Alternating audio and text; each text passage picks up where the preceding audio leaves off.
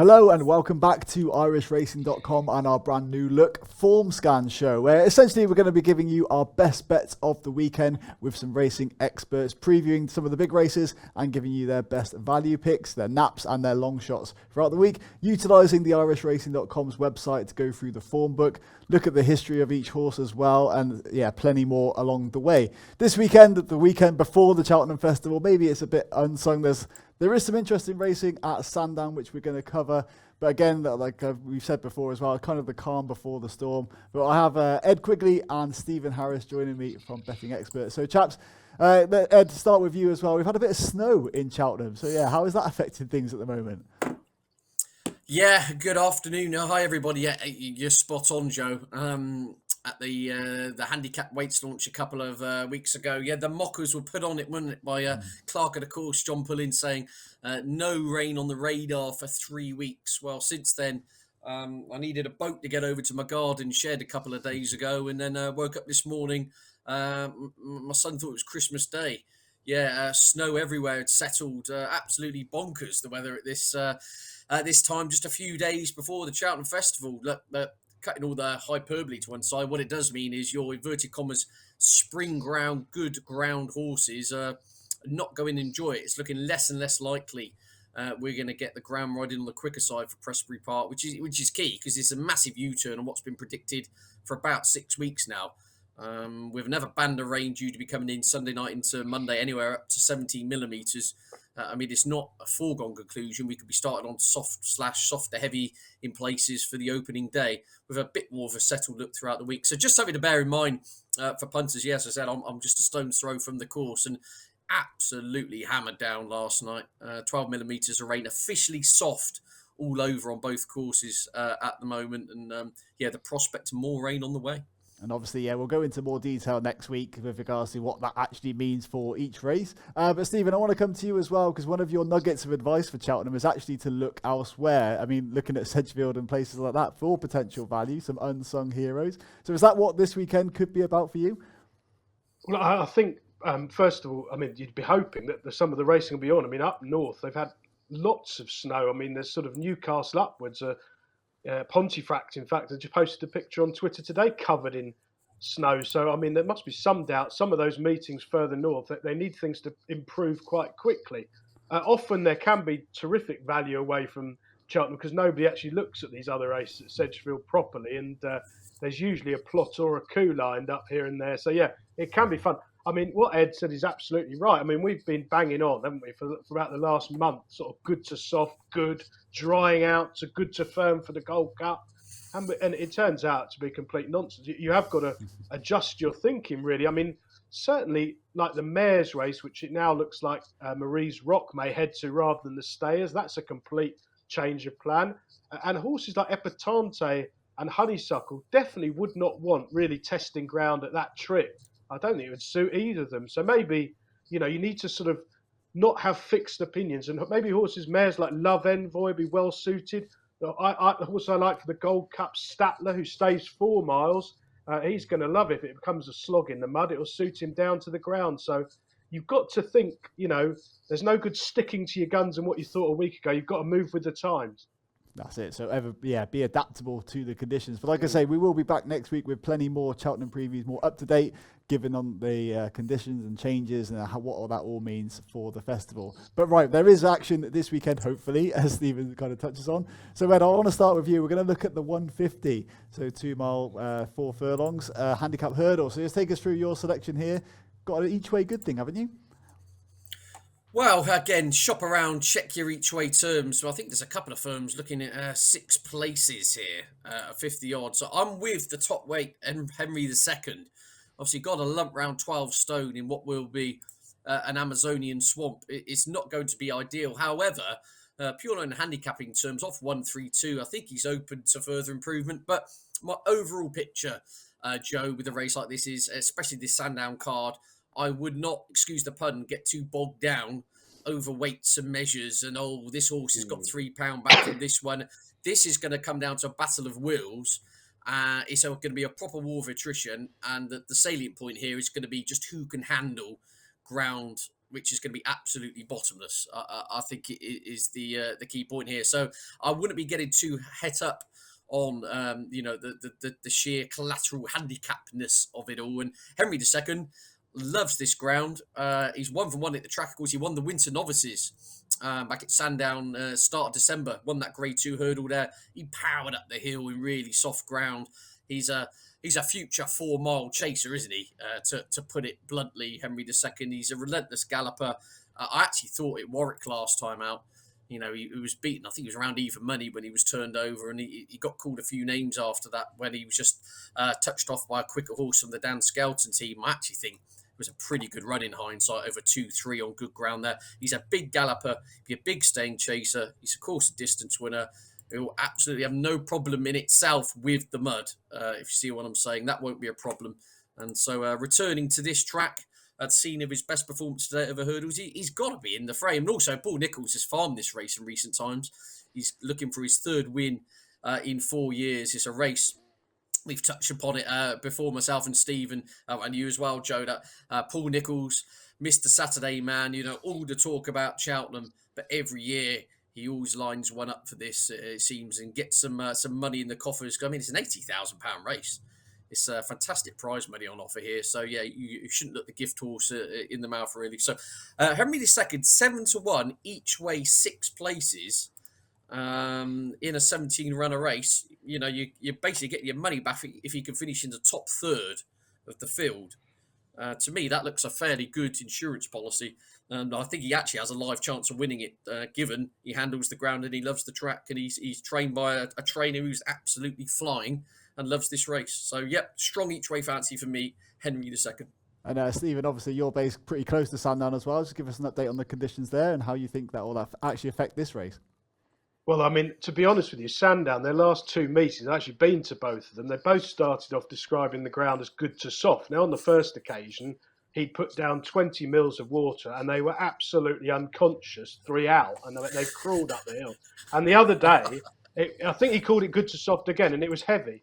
I mean, and since then, we've had a week of pretty much solid rain. Now, the but is that, and the good news is that it's not raining now, and it's not going to rain at all, according to the weather forecast, the rest of Friday or all day Saturday. So it's as bad as it's going to get. It's not going to get any worse, barring a sort of unexpected frost, which isn't forecast either.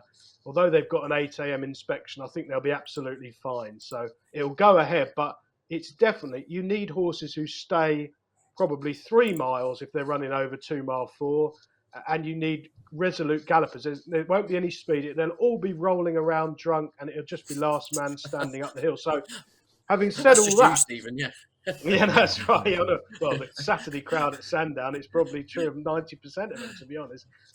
I think this is at least 8-1 the field. The horse who's been well backed in the week is Cuthbert Dibble of Nigel Twiston-Davies. He's only run a few times over hurdles. He's proven in the ground. He powered up the long Leicester Straight last time, ended up winning by miles. I don't think his opening handicap marks any bargain, but he will stay. I mean, he's got to a very short price now, 5-1.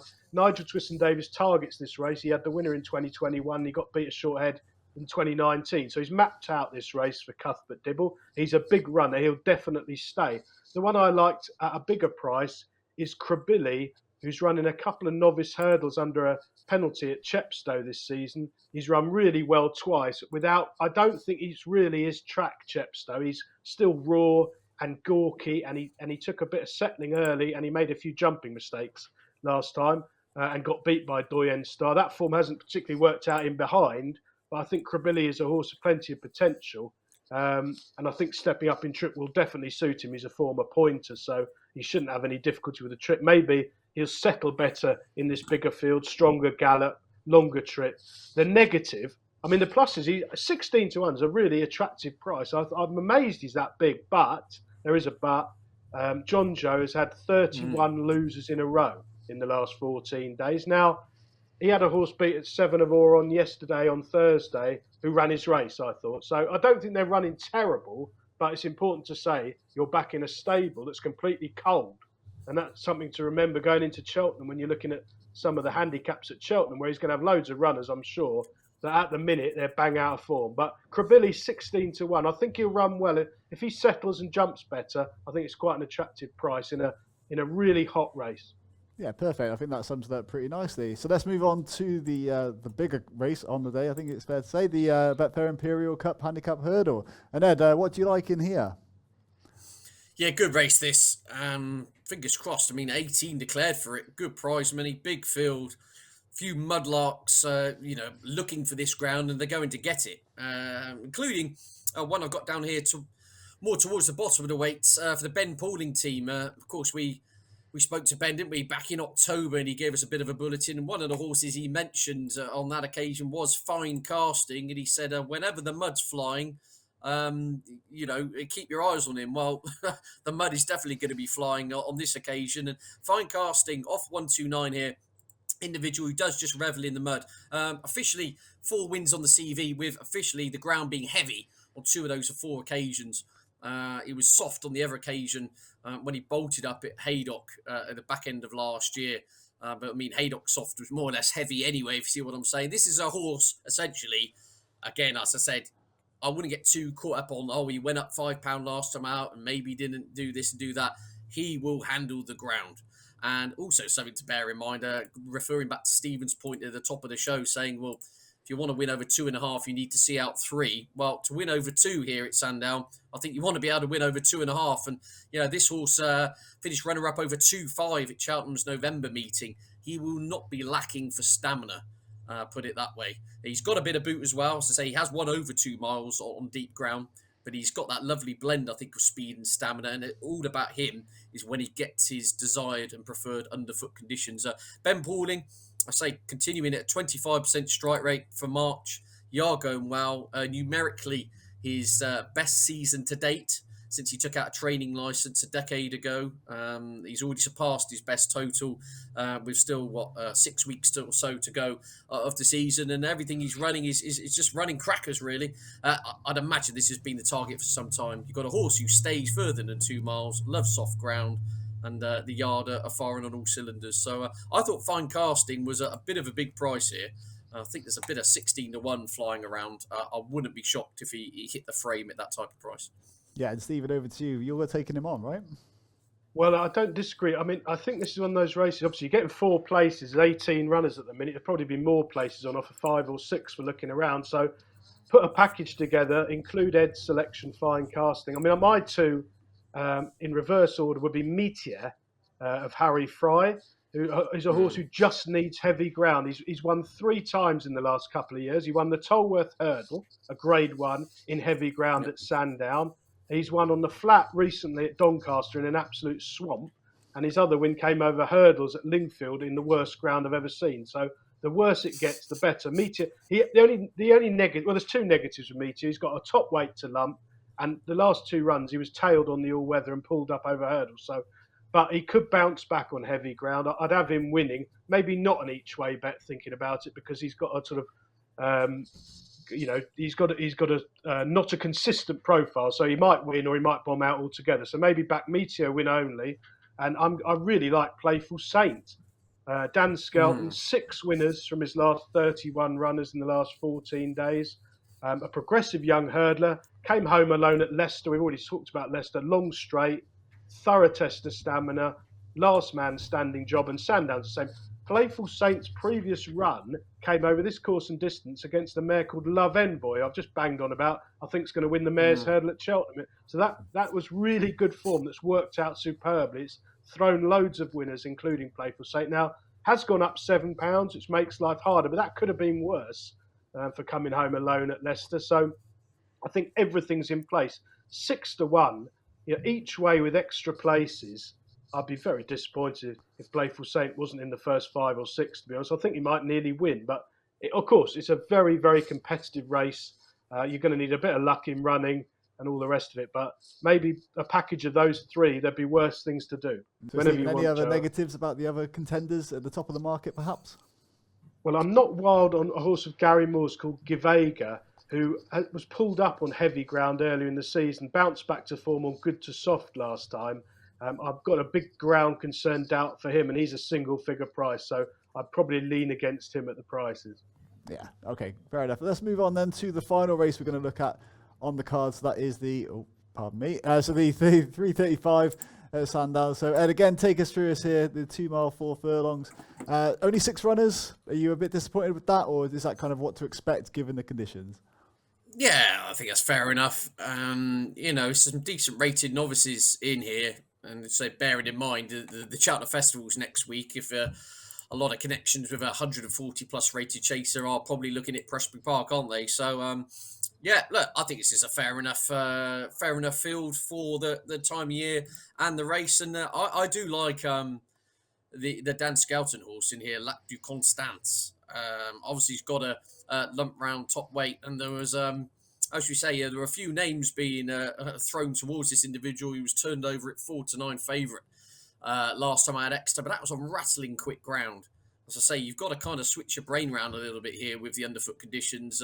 This horse have no problem in the soft. I mean, Harry Skelton was wearing 7 pairs of goggles when he won at Exeter back in last winter when the mud was absolutely flying. And so ground conditions here much more in this horse's favour. He's been a little bit of an underachiever so far of offences. There's that aforementioned bomb out last time on quick ground.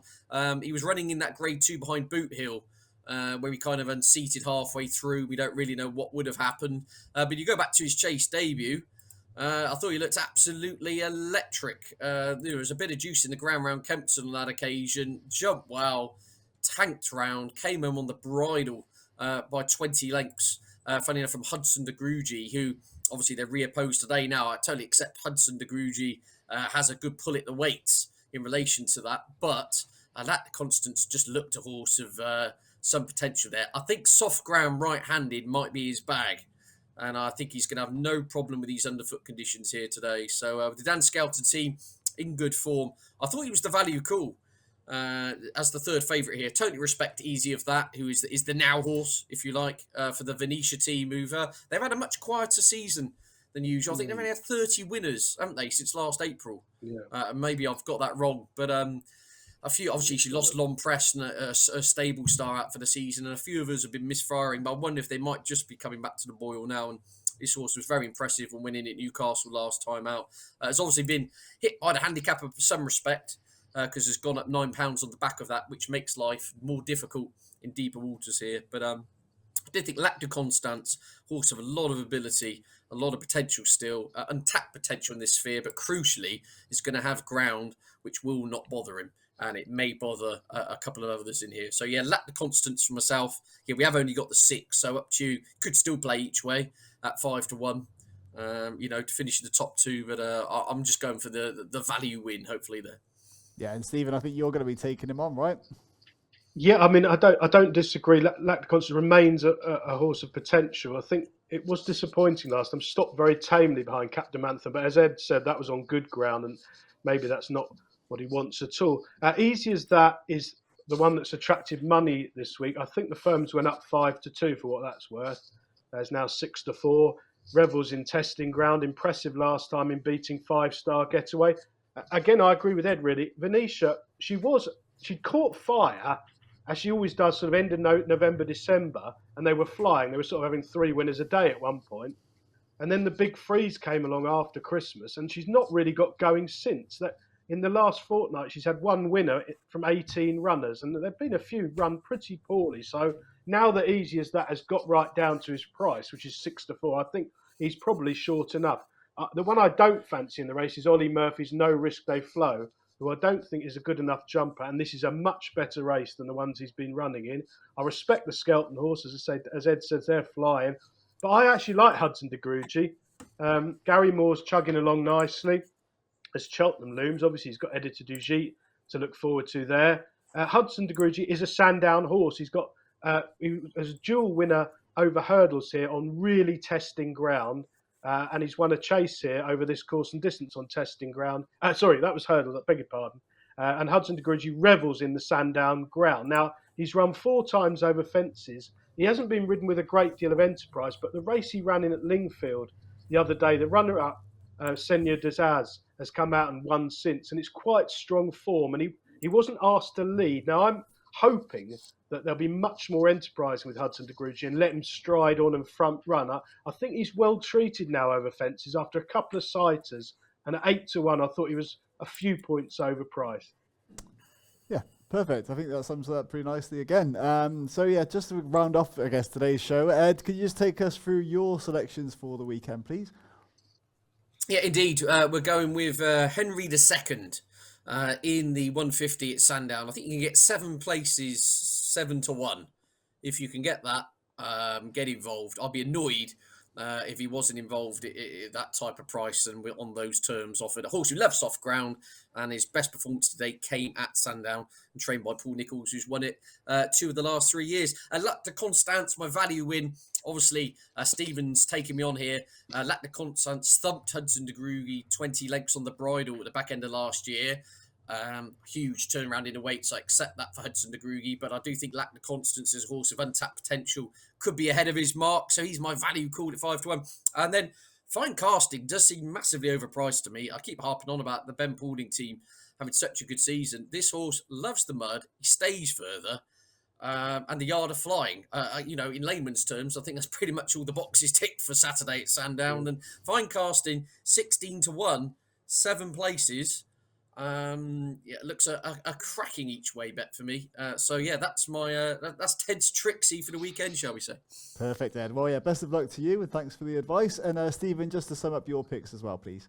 Yeah, my 3. I wouldn't put anyone off having like an each way double in the 2 big handicaps at Sandown. If you get the extra places, the terms are massively in your favour. Bookmakers hate those sort of bets. So if you can find a couple, maybe perm up a couple and do each way cross doubles, lovely. My Naps Playful Saint in the Imperial Cup at Sandown. Dan Skelton flying, already got really good course and distance form with Love Envoy on testing ground. And then came and won at Leicester. Is £7 higher for that Leicester win, but I don't think, as Ed said earlier, weights and measures don't count for much at Sandown on heavy ground. It's whether you handle the ground or not. And I think Playful Saint will take an awful lot of beating. In the 150, Krabilly, the negatives are the stable form, but I think he's a horse with plenty of potential when he settles and jumps better, and hopefully he'll get a strong pace, be dropped out the back by John Joe Neal Jr., and he can come through up the hill at a big price. And the long shot in the 335, Hudson de Grugy, loves Sandown, loves heavy ground. He hasn't been ridden with a great deal of enterprise over fences in 4 runs so far. I'm hoping Jamie Moore will bang him off in front and make all the running. Lovely. Well, that wraps it up then for today's show. Stephen, thanks a lot for your advice. Ed, again, we'll see you next week as well for more Cheltenham previews. Getting close now. Happy days. Looking forward to it. Always comment below as well with your own selections for the weekend's racing. And if you are going to be placing a bet, please do gamble safely, and we'll see you again very soon.